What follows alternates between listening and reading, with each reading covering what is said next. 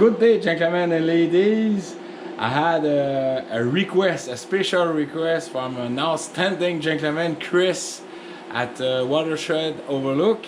And Chris was asking me about my skid shoes on my rear snowblower.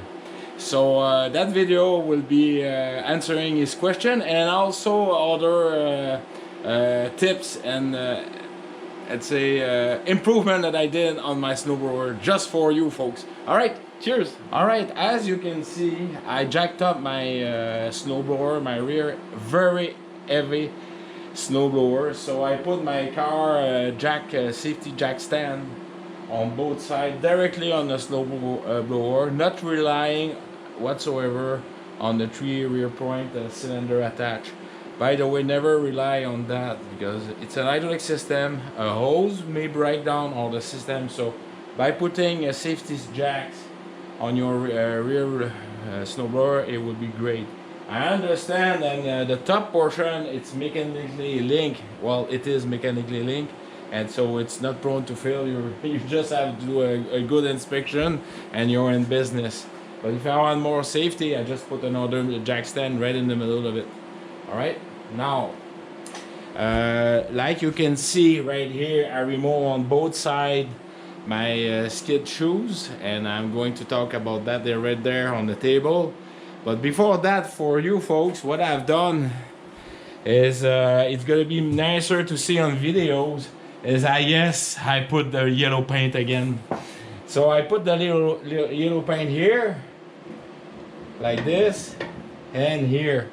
And the reason why is you don't want them to be matching. So this one will be at the same, you don't want both of them in the same spot. Yes, basically all the snowblower top left, there's a sign telling you don't install it like this, install it like on the opposite. So it's like you said, the vroom vroom vroom vroom will be not synchronized by both. It will be on each side, so the snow goes more evenly. So this is one improvement for you folks, and it's a great reminder for me if I ever broke. Hey, pay attention, that yellow mark, they don't need to be matching as the front sign decal sticker is telling. Alright, so let's talk about my improvement of my skid shoes. Alright, stick around. Alright, so I've got both of my skid shoes here, and what I've done for improving it is that was the only surface when I bought the snowblower. That's the only skid shoes I had, and as you can see, it's about let's say maybe 5" larger, and it's about 2" deep, and the height here need to be adjusted. Now this skid shoes, if I was using my snowblower on asphalt on a firm ground, these skid shoes would be outstanding. However, when I was in Shefford and here, I have crushed rock, and crushed rock with these small shoes, well, what happened, like I told you, my snowblower is a heavy steel gauge, so it's heavy, and so basically I was these skid shoes didn't do very well. They were digging right on the soil, and the cutting edge bar was bringing a lot of gravel. So what I've done is I welded, I put this is a T-bar, steel bar, and I cut a little bit on the edge there, then I welded back together to create like a larger footprint, so you have more weight, less weight on the ground, and it was easier to lift. And what I've done also is I weld a round rod, steel rod, so it acts like a wear bar basically. Okay, and I'm gonna try to do a close view. The reason why I put I didn't stick it right away. I want to have a good ventilation so no rust will occur. So except at the end, of course. But basically, You can see the wear here from the well, this is the is fifth, beginning of the fifth, no, the fourth winter. Okay, I have it. 18, 19, 20, 21, 22. No, that's the fifth winter that I have that snowblower. So all the time, I mean, that wear bar is still around Stillwater, working very, very, very, very good. So that give a larger surface. So if you have if you use a snowblower on trash rock, please do make like skis. Yeah, I can say it's easier. However, there's a downside of that. All right, you see those two holes there? Those two holes is for holding that. Now with the extension of the skid shoes, well, these two bolts are not strong enough to hold the pressure. If I have like a hump in there, these two holes won't do. So that's why basically is I put it at the I put material between the skid shoes and the bottom of the snowblower, so it's held firmly in there and it can act. Basically is once I install, I put a piece of wood in there.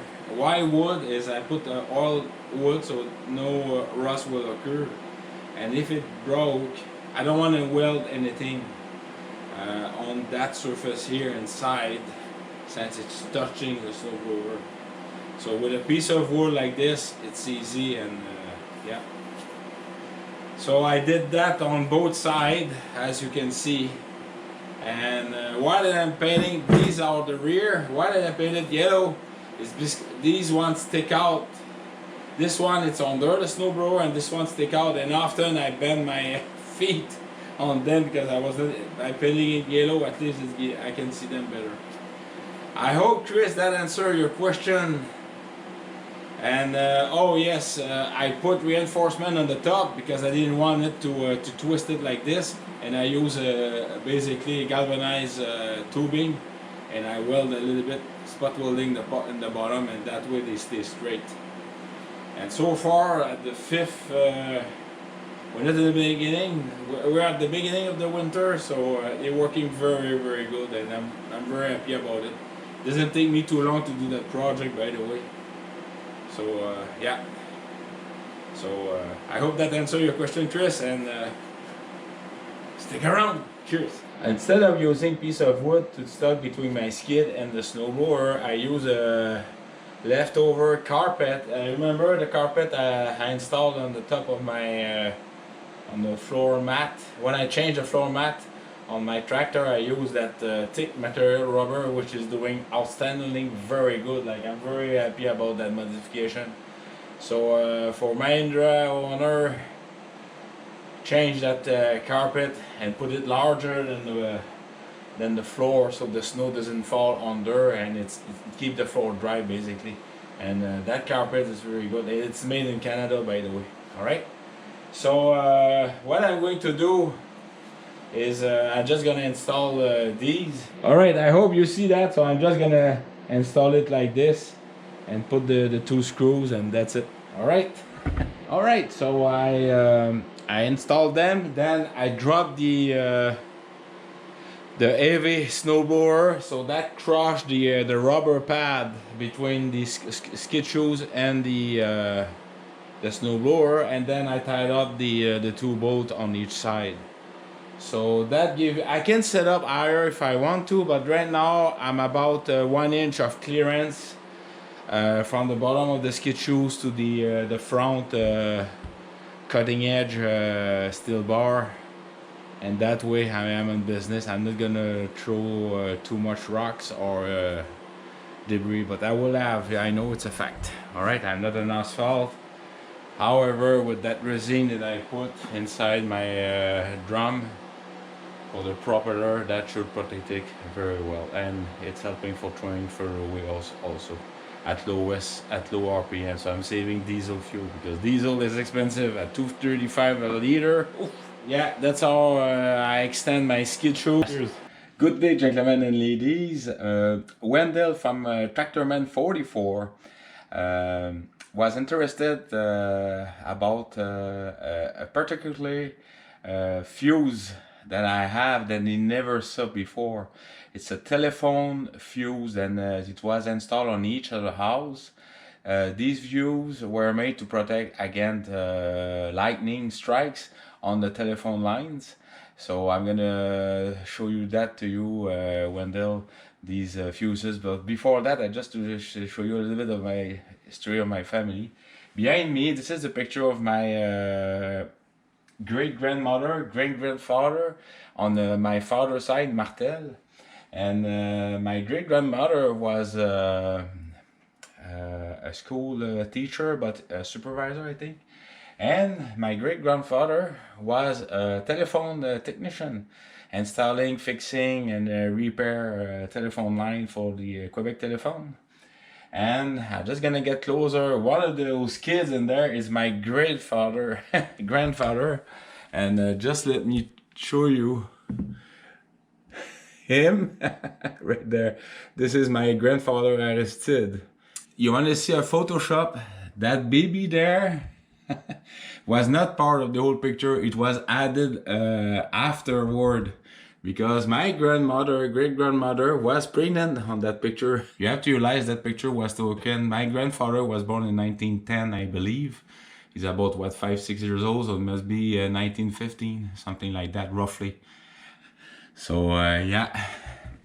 And what, I don't have a picture of my grandfather, but I do have a picture of my father when he was in the army, when he joined in 1960. And this is me when I was I just joined in when I was 17.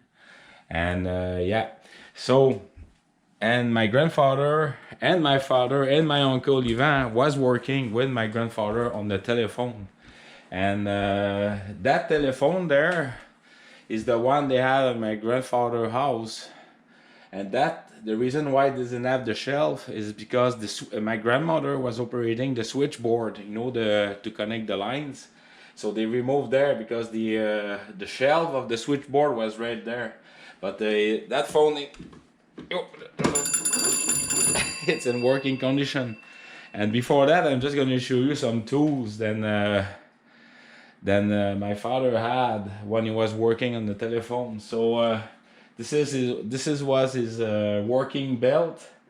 When you just hold on, this is his telephone for with the little clips to test the line, if the line was working good. This is his spikes. Sadly, we lose one, and when I say we, it was to be at my mother's place. My mother moved often, and they missed one. But this is the spikes.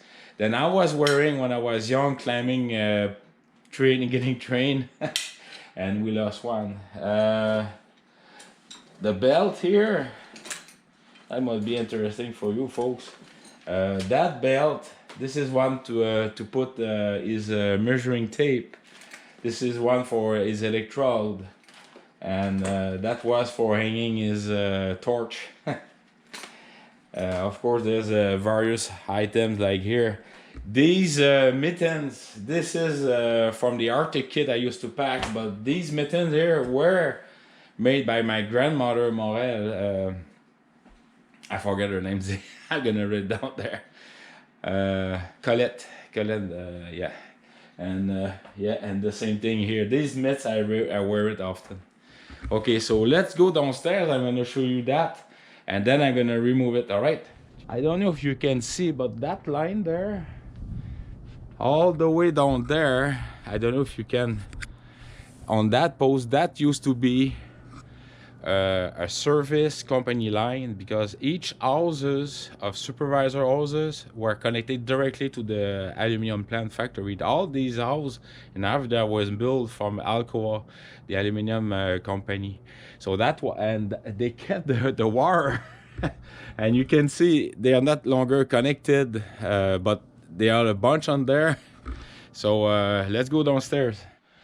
So I'm downstairs, and my train is still there. I'm gonna show you. All right, so this is the telephone line, the service. Whoops, sorry. This is the telephone line with the isolator here, and this is the two fuses to protect against lightning. And there's and that line obviously is disconnected now, but I'm gonna remove that and keep that as a souvenir because it's kind of rare. So I'll show you that more in detail. Okay, stick around.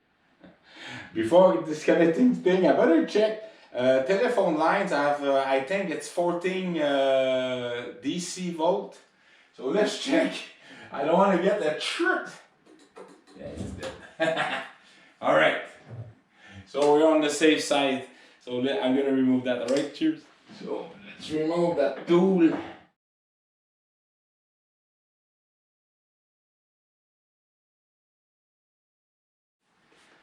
So these are very old, made of stone porcelain. Just so that I'm gonna put it there. I'm gonna keep it preciously. Lift it. Ha! There. All right.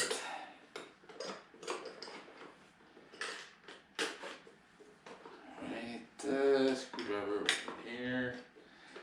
Cutter again.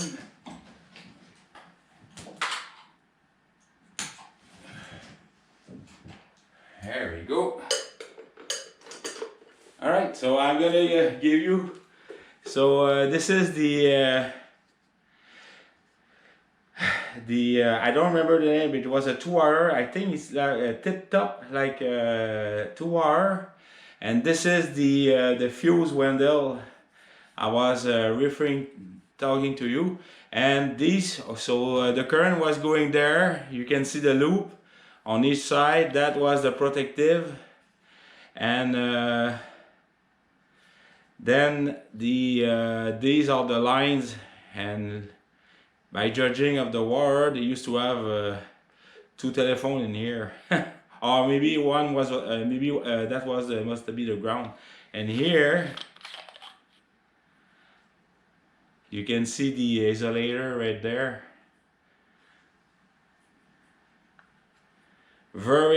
This is very, very rare. That's why my uncle Ivan told me.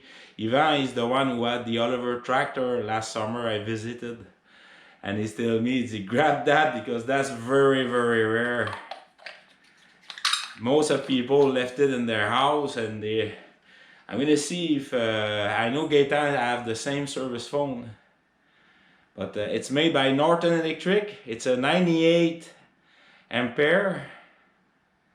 So yeah, that's the one.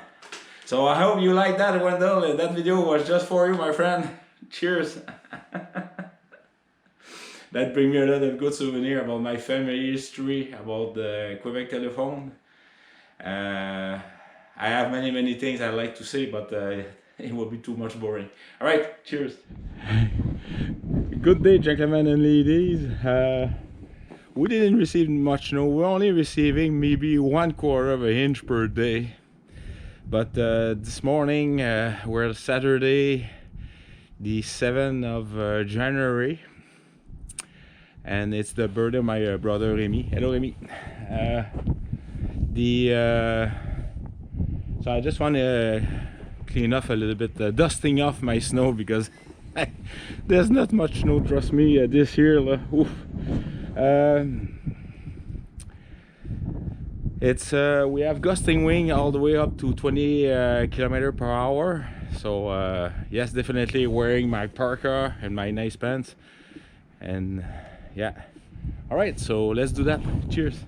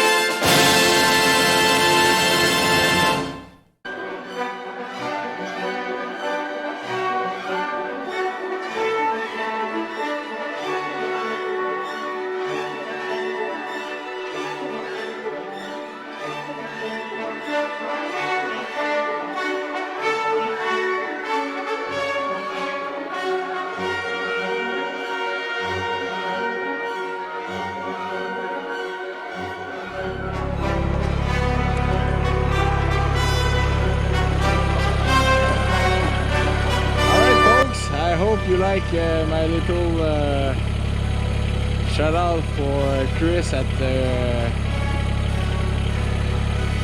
Watershed Overlook and Wendell at Tractorman44 about their requests. Chris was asking me about my skates, my skid shoes on my snowboarder, and Tractorman44 about my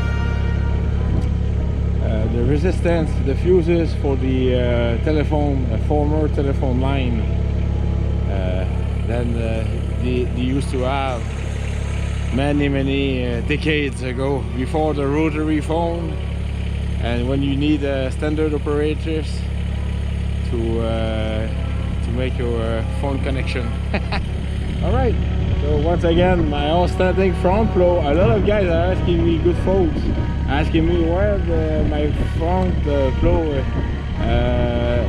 It's my outstanding friend, my best friend Joe from Joe Lesage Industries. No, it's from steel to wood, who engineered that with the wings, flexible wings, so I can adjust the depth how far I want to scrape the snow. I can leave about 2 inch, 3 inch, up to 4 inch, I believe. So yeah. All right, so please do take care of yourself, and like you saw, we're definitely lacking snow here, about 2 feet, and it's less colder. Like right now it's only -8 this morning. It's just the wind. If I had if it was colder, like -32, then I would use my overhead, but right now it's lovely temperature. All right, so cheers.